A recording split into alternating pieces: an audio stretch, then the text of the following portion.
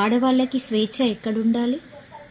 సమాజంలో ఆడవాళ్ళకి స్వేచ్ఛ సగం సగం ఆఫ్ డ్రెస్సులు వేసుకొని బరిదెగించి ఒళ్ళు కనబడేటట్టు వేసుకోవడం కాదు స్వేచ్ఛ అంటే.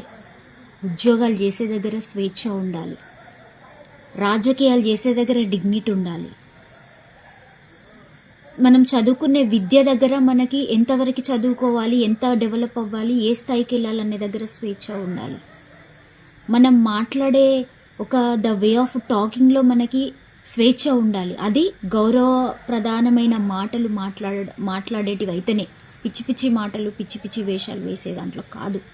ఆడవాళ్ళకి స్వేచ్ఛ అనేది ఎప్పుడైనా కూడా ఆడవాళ్ళకి స్వేచ్ఛ అనేది ఉద్యోగాలు, చదువు, అదేవిధంగా రాజకీయాలు, లేకుంటే వాళ్ళు ఏమైతే వాళ్ళ లైఫ్లో ఏం కావాలనుకుంటున్నారో, ఎట్లా డెవలప్ అవ్వాలనుకుంటున్నారో, ఏ స్థాయికి వెళ్ళాలనుకుంటున్నారో, వాళ్ళ పొజిషన్స్, వాళ్ళు అంటే వాళ్ళ లైఫ్ని వాళ్ళు ఎక్కడ ఏ స్థాయిలో చూడాలనుకుంటున్నారో ఆ స్థాయిలో చూడడానికి వెళ్ళే విధంగా స్వేచ్ఛ ఉండాలి.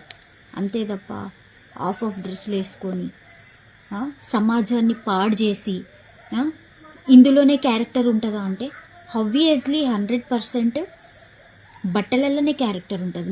నేనైతే అలాగే చెప్తాను. ఎందుకంటే ఒక స్త్రీ ఒక సాంప్రదాయ కుటుంబంలో నుండి వచ్చిన స్త్రీ అయితే 100% నిండుగా బట్టలు కట్టుకుంటుంది.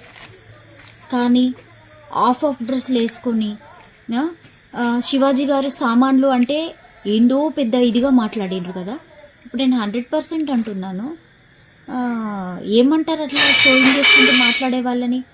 ఆఫ్ డ్రెస్సులు వేసుకొని కనీసం మినిమం కామన్ సెన్స్, సెన్సిటివ్